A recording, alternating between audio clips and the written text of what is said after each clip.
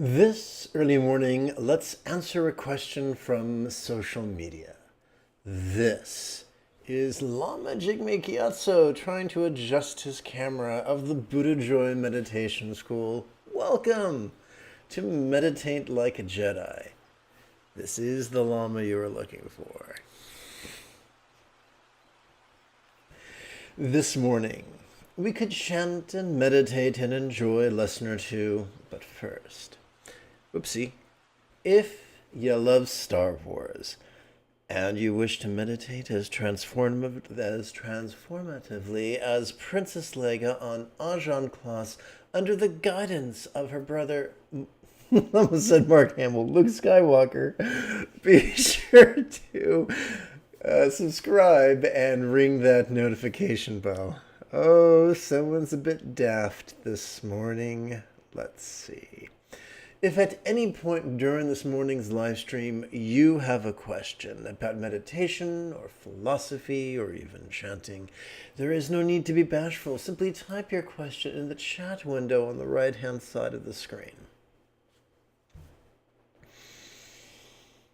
Oy vey.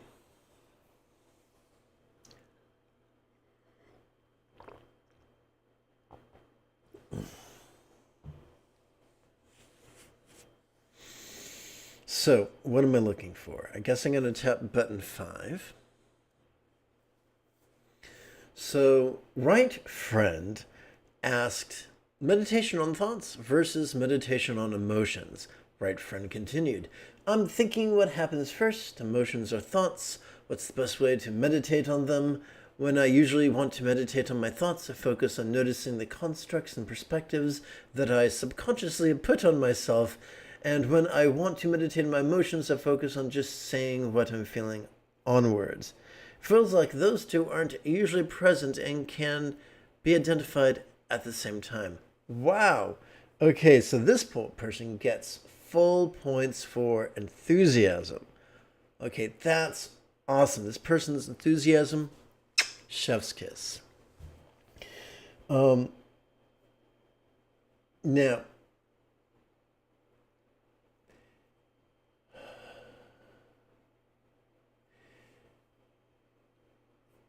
so this type of active analysis is not really meditation, it's contemplation. Meditation is passive, contemplation is active.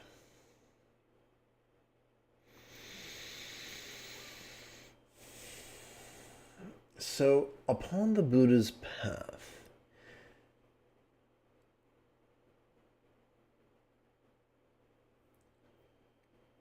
we have, so the Buddha described the path to enlightenment in 2 ways, in terms of an 8-fold path and that is empowered by 7 enlightenment factors. The first one is mindfulness. It is a mistake, and it's not our fault, but it is a mistake to confuse mindfulness with concentration.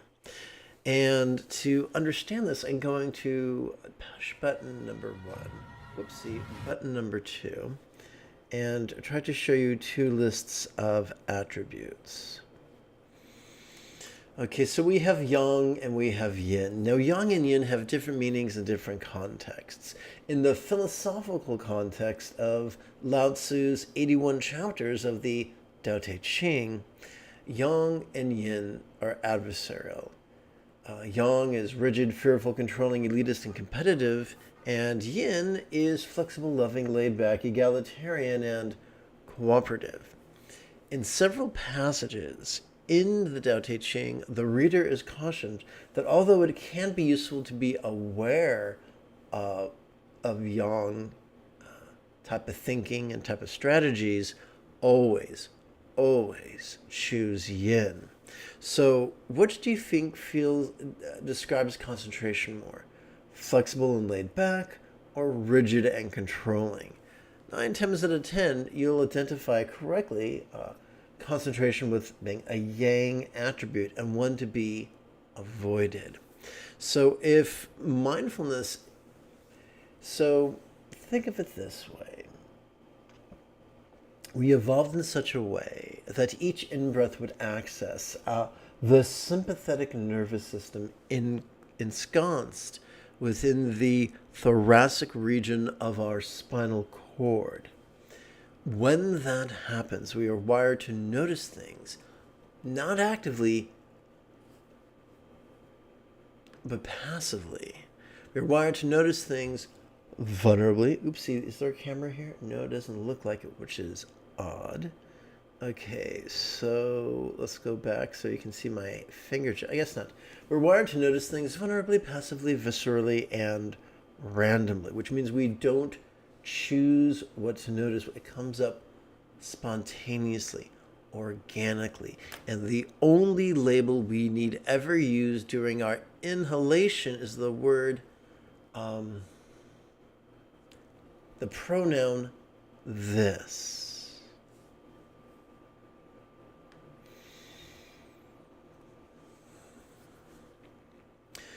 So what about contemplation? We have to see contemplation through the lens of the first two folds of the Eightfold Path.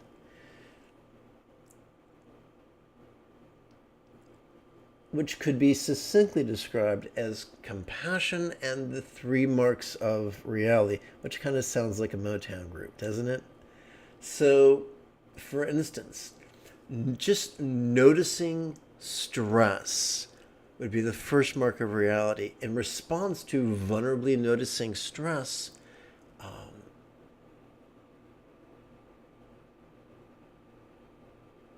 we can play with a compassionate intention to soothe the similar stress of all beings everywhere. That's compassion. Then we return to the three marks of reality, now to the second mark of reality, and contemplate impermanence. Once again, in a very easy, visceral way. The more lofty our analysis, the less visceral it is. Consequently, the less effective it is. Why is that? Well, because in terms of evolution, our thoughts do not drive our emotion. They do not drive our deep psychological processes. They are the effects of our health, the effects of our deep psychological processes. So we don't practice in an actively analytical way. Let's continue. The third and final mark of reality is not self. By playing with it, by exploring not self viscerally, in terms of using a rhetorical question as a delivery device, we can craft the rhetorical question, how could this not be me? Now, I've already discussed how during every inhalation we access the perceptive sympathetic nervous system. However, during the opposite, when we exhale, we access our visceral parasympathetic nervous system, ensconced in both the lumbar spinal cord and the cervical spinal cord. It is wired for us to physically relax and mentally release. By using the neurological dynamics involved in every inhalation and exhalation, we can use one-liners, such as rhetorical questions or compassionate intentions, to analyze the present moment in all its glory or grotesquerie, in all its interest or in all its boredom, in all its pleasure and all its pain, whether it is physical or mental, internal or external. We're the best, the most productive contemplation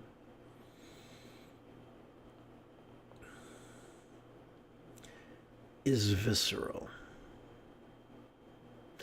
And we will explore that in several minutes after we've done some really fun centering techniques. But before we begin our opening chanting, let's spend a minute with housekeeping.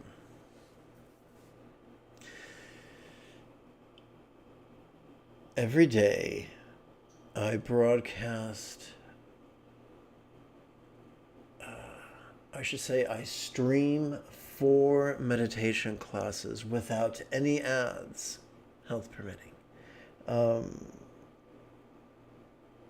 With your assistance, this channel could help to support the next generation of nuns, monks, yogis, lamas, and even brick-and-mortar meditation centers, each replete with a resident teacher and their apprentice. If you think this sounds like a good idea and you'd like to help out, even for as little as the cost of 1 cup of coffee a month, simply use your smartphone's camera to capture this QR code. Or if you're old school, scroll down and click one of the donation links in the description area below the video.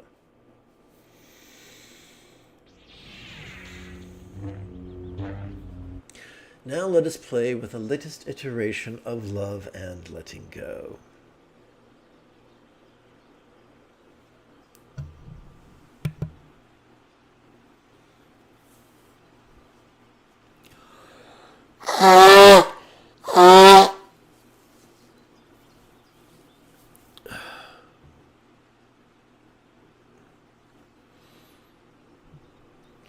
If you've just joined me, welcome aboard.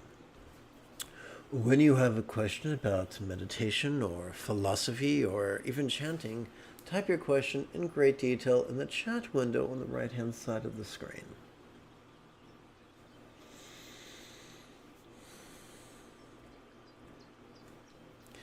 Let us begin by training our neural pathways responsible for both empathy and enthusiasm by chanting the recitations of bodhicitta and refuge. I found that placing the puckered palms before the upper chest helps to coalesce the subtle energy. May I liberate all beings from the tyranny of hating, craving, and clinging by relying on the Buddha's example, instructions, and students. May I liberate all beings from the tyranny of hating, craving, and clinging by relying on the Buddha's example, instructions, and students. May I liberate all beings from the tyranny of hating, craving, and clinging by relying on the Buddha's example, instructions, and students.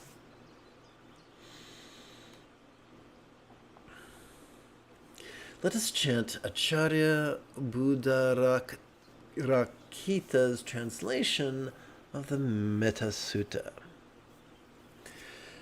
Who seeks to promote his welfare, having glimpsed the state of perfect peace, should be able, honest, and upright, gentle in speech, meek, and not proud. Contented he ought to be easy to take 2. Contented he ought to be easy to support, not over busy and simple in living. Tranquil his senses, let him be prudent and not brazen nor fawning on families. Also he must refrain from any action that the wise reason to reprove him. Take 2. Also he must refrain from any action that give the wise reason to reprove him. And then let him cultivate the thought, may all be well and secure, may all beings be happy. Whatever living creatures there be without exception. This one gives me difficulty, so let's go. Weak or strong, long, tall or middle size, short, minute or bulky.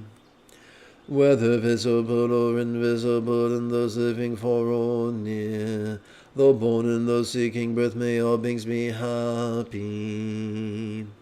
Let none deceive or decry his fellows anywhere. Let none wish others harm in resentment or in hate. Just as with her own life a mother shields from hurt her own son, her only child. Let all embracing thoughts for all beings be yours. Cultivate an all-embracing mind of love for all throughout the universe and all its height, depth, and breadth. Love that is untroubled and beyond hatred or enmity. As you stand, walk, sit, or lay, as long as you are awake. Pursue this awareness with all your might, for it For its mastery is heaven on earth. Holding no more to wrong bodies with virtue and vision of the ultimate. And having overcome the tyranny of all sensual desire, never in our womb is one born again.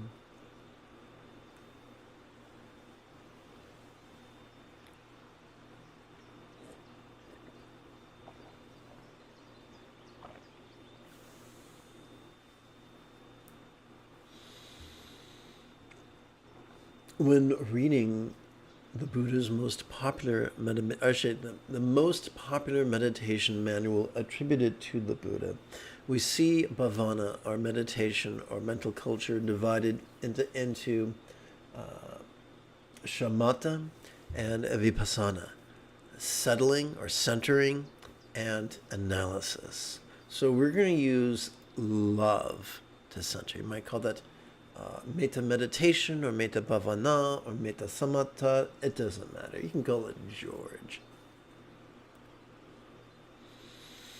Quick reminder that love's aspirations with mindfulness meditation is a blending of the second, seventh, and eighth folds of the Eightfold Path.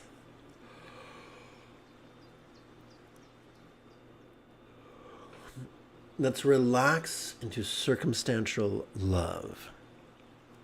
Now, I want to remind everybody that we don't have to force love. We don't have to force empathy. Everybody who is not, every healthy mammal is already wired for empathy. We already have mirror neurons, and their nexus, their hub, their center is in our anterior cingulate gyrus.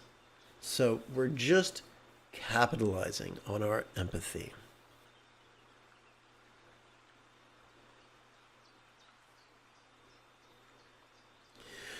From great love, give all boon. Boon is a monosyllabic word for good fortune, monosyllabic synonym for good fortune. Now you might say, how can I give someone something I do not possess? Good question. We're not actually giving. We're not working magic. We're not Gandalf the Grey or Galadriel the Golden, although that would be gin dandy. We are exercising our will, our volition, our intention. And we guide intention through the cunning use of words. So, during the in-breath, let us silently and mentally recite from great love. And during our exhalation, let's silently and mentally recite, give all boon. Now, we don't have to visualize, we don't have to emote. If all we do is silently and mentally play with these words in harmony with our inhalation and our exhalation and our relaxation, we will make progress on the path.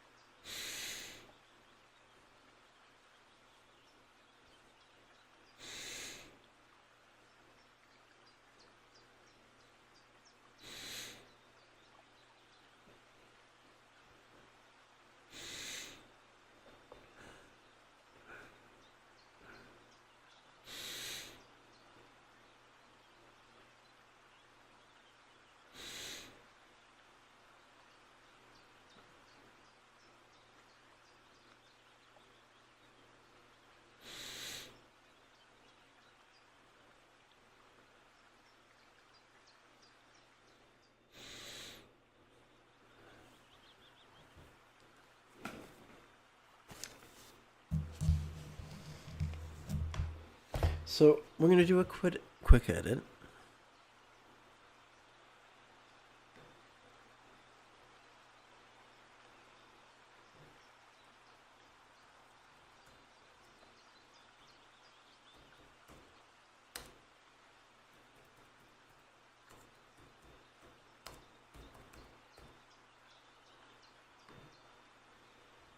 Okay.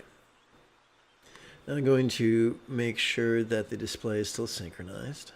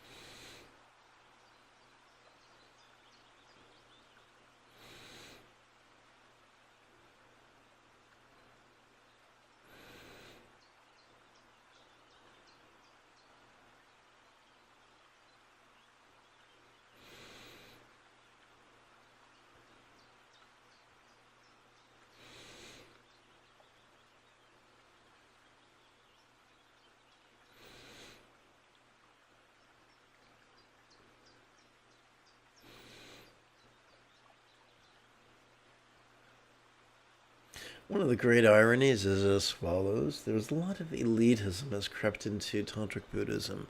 And people would say, oh, you can't practice bliss until you've had certain empowerments. However, we see bliss practiced in the non-Tantric schools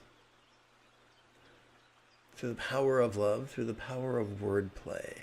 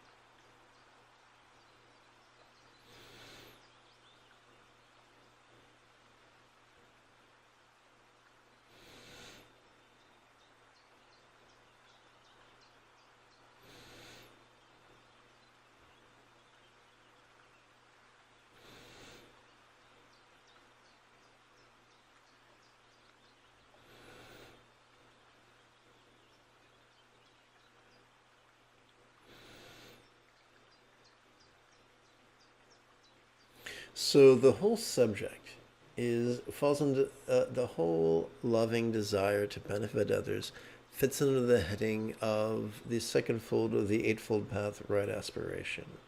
That which we recite during the inhalation fits under the umbrella of mindfulness, and the very act of the inherent, or not inherent,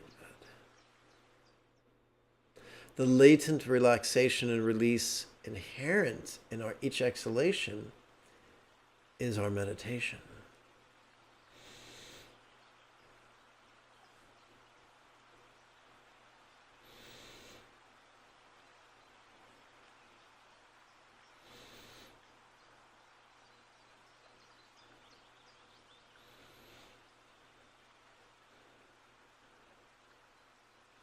If you have a loved one who has an injury, and they are cooperative, they can lay down in front of you on the floor or on the couch while you're performing this exercise.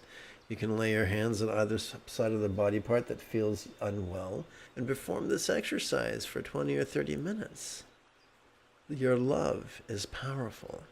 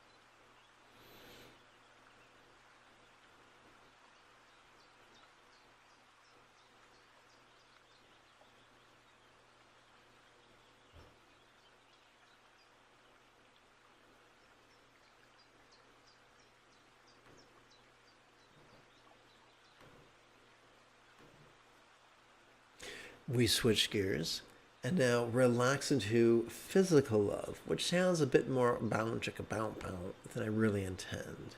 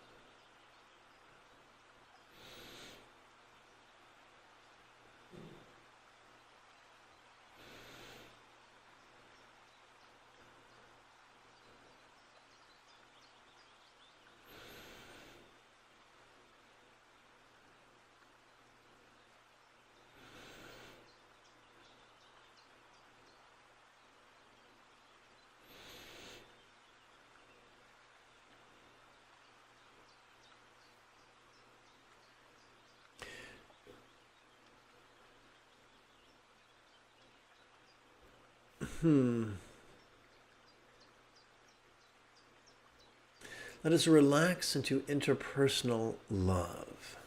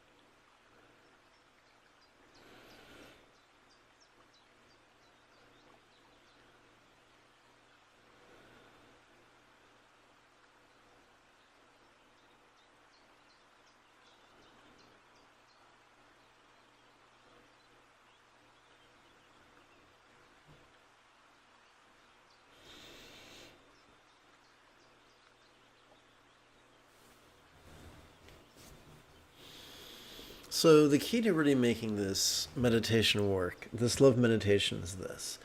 During the in-breath, be enthusiastic. During the exhalation, physically relax as best you can.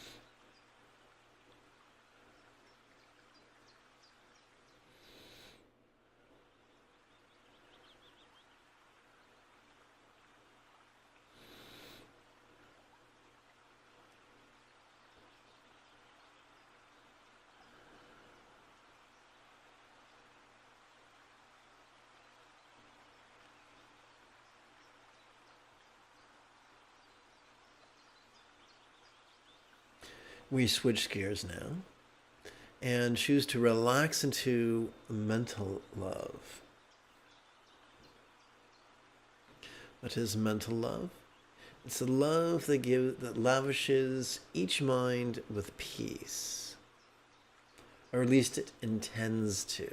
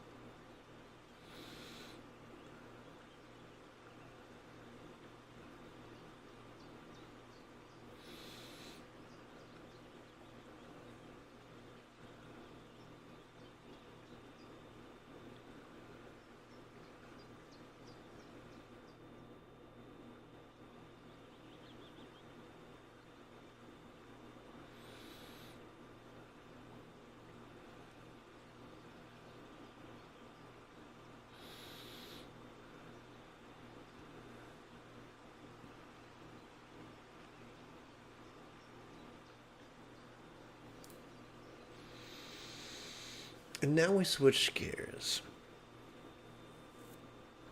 from centering meditation to analytical meditation known as contemplation or vipassana. We practice love's right view, the first fold of the eightfold path. Now things get active. Or like the late 80s song, it's getting kind of hectic.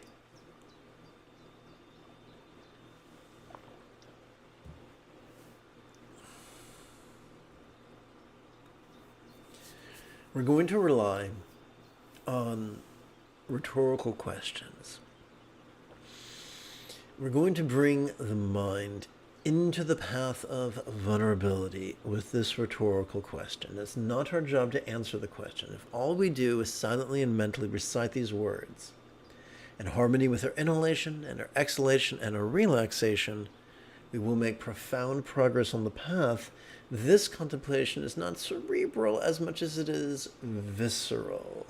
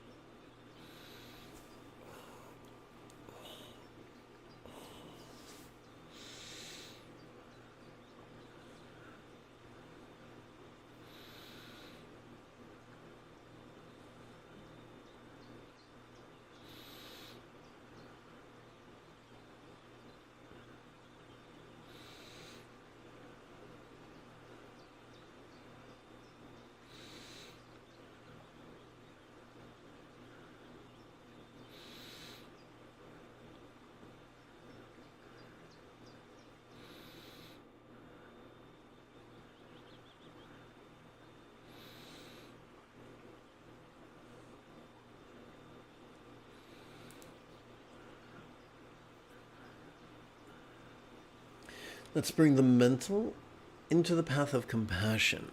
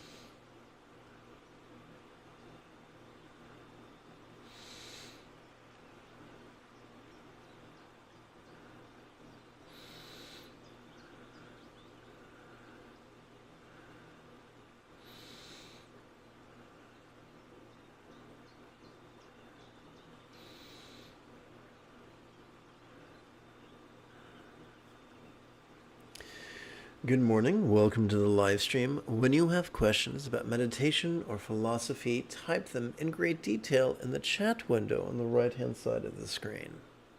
Let's bring the mental into the path of impermanence. We do this not to unveil a grand metaphysical truth, but simply to get more and more comfortable with letting go.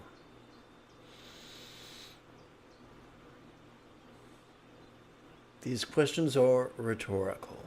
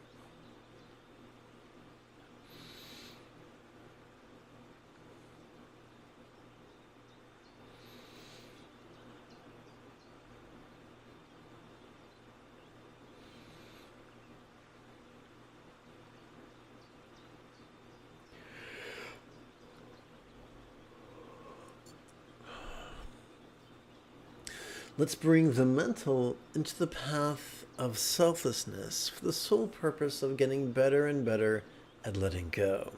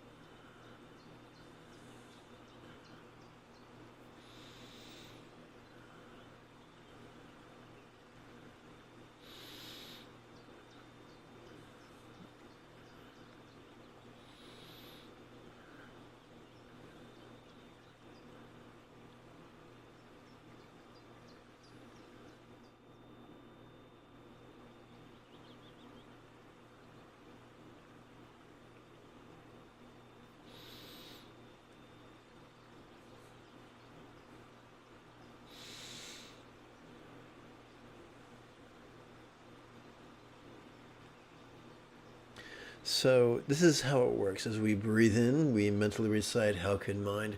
As we breathe out, we mentally recite, not be me. If all we do is silently and mentally recite these words in harmony with our inhalation and our exhalation and our relaxation, we will master the path.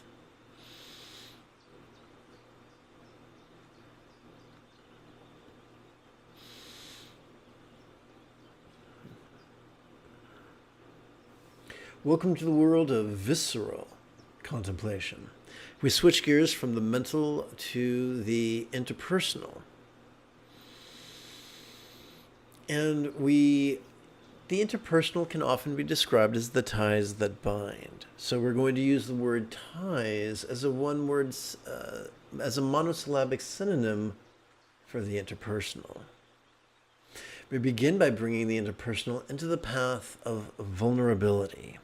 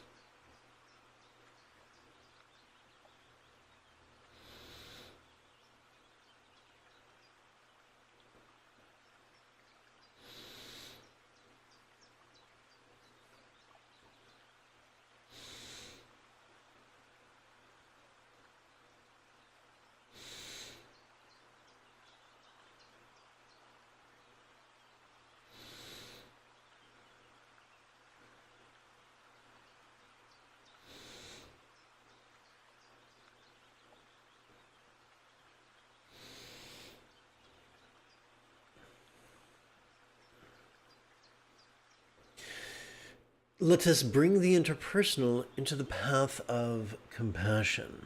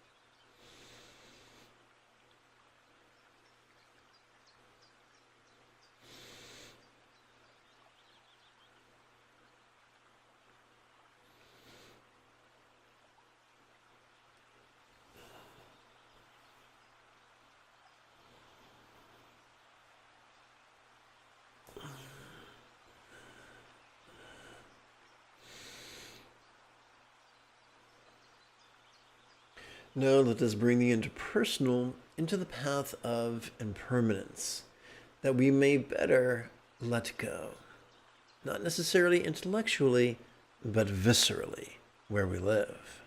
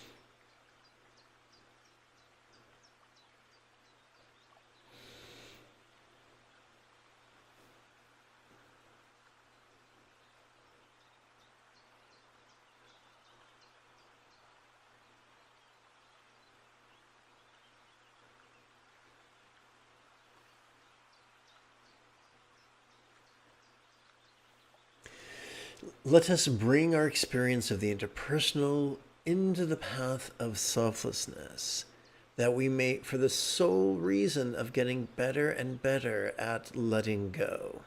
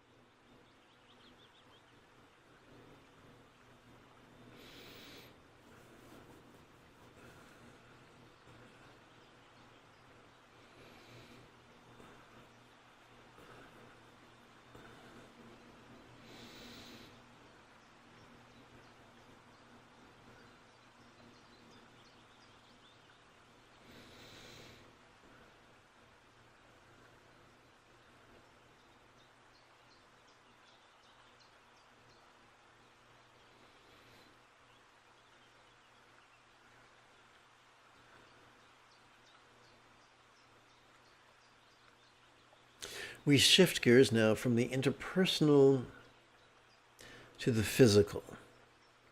Let's begin by bringing the physical into the path of vulnerability.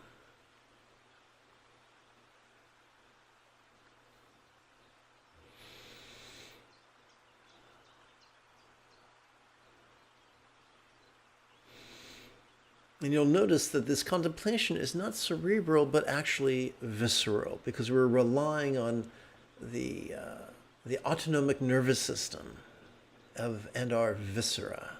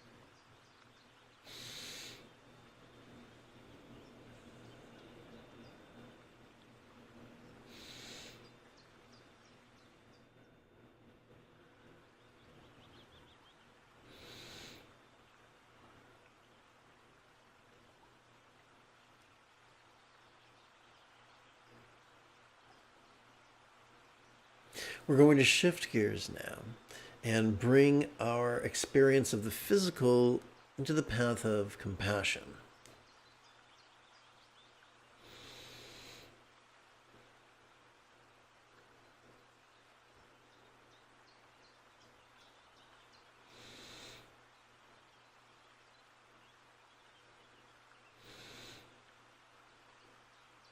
You might say, dude, I'm not Gandalf the Grey. I don't know how to soothe other people's bodies. And the answer is, you don't have to.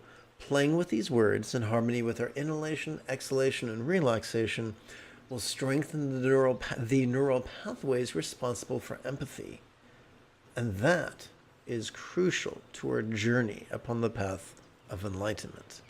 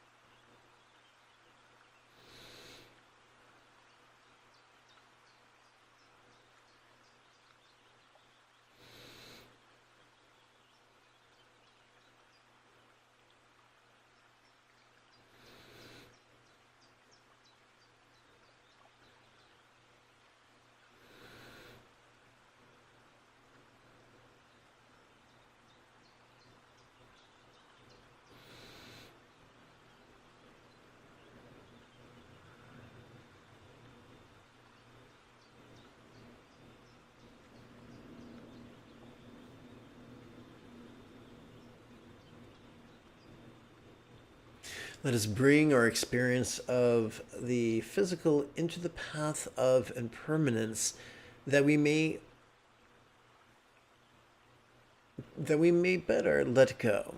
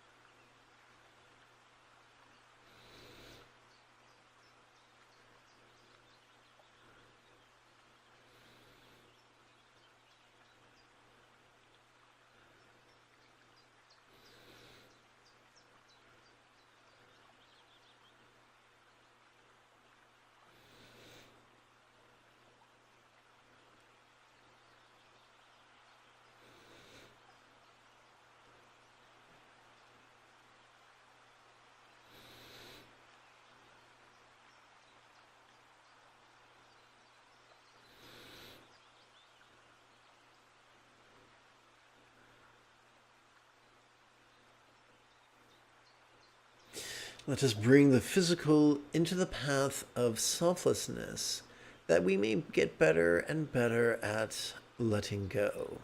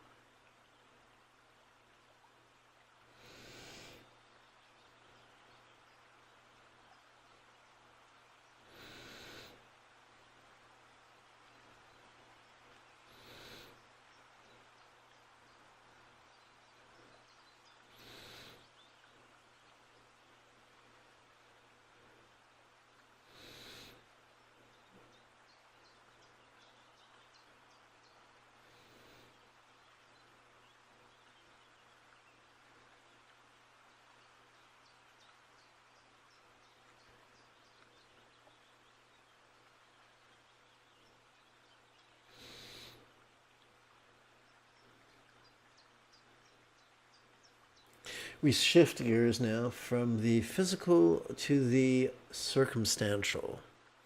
And we begin by, once again, by bringing the circumstantial into the path of vulnerability.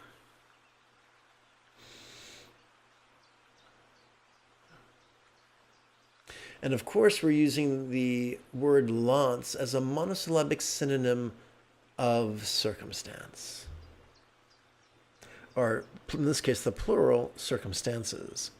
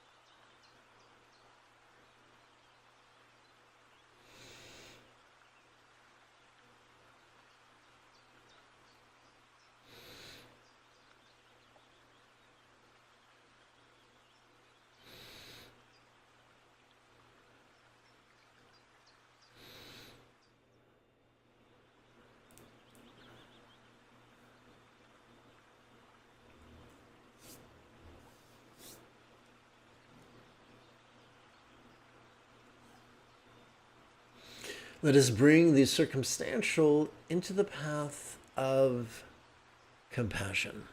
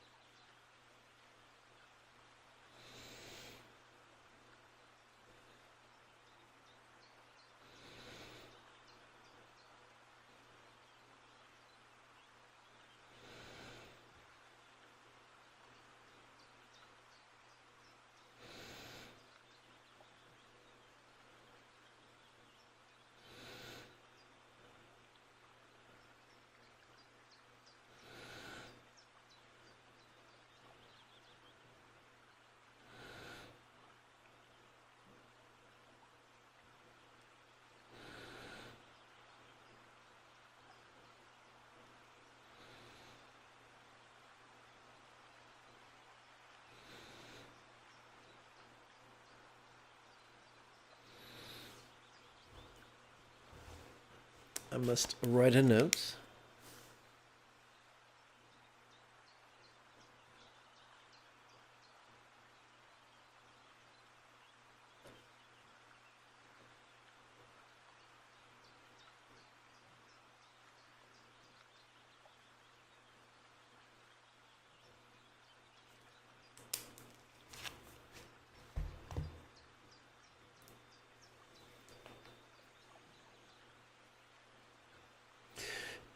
We now bring the circumstantial into the path of impermanence, then we make it better and better at letting go.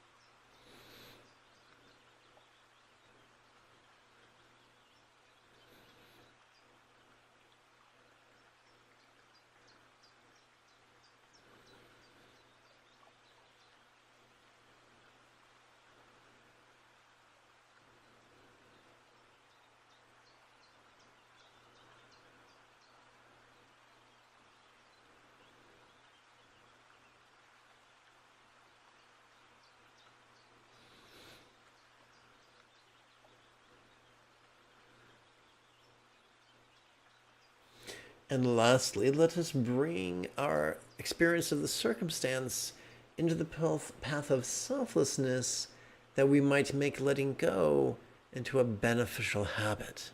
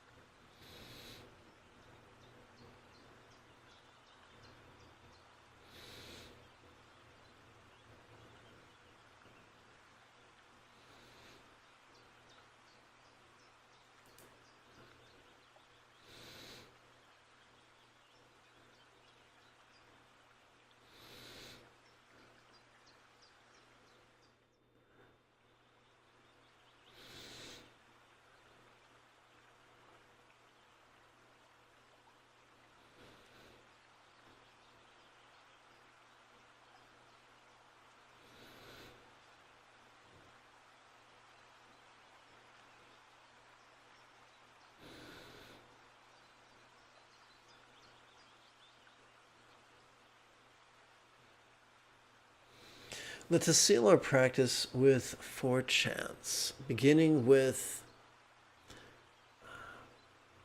liberation. May I, like the Buddha, master the Eightfold Path as well as liberate others. Let us now perform the impermanence chant. May each being take auspicious rebirth, master the Buddha's path, and then help all others do likewise. And now let us perform the chant of ethics and kindness, which I would really like to move and put it over here. Whoops.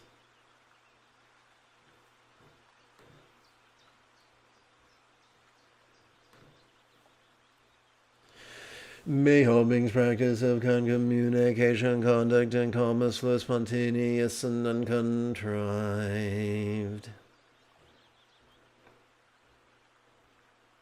And we conclude at last with the 4 immeasurables. May everyone be free from stress, may everyone be happy, may no one be separated from the happiness. May everyone have balance from the tyranny of hating, craving, and clinging, freed.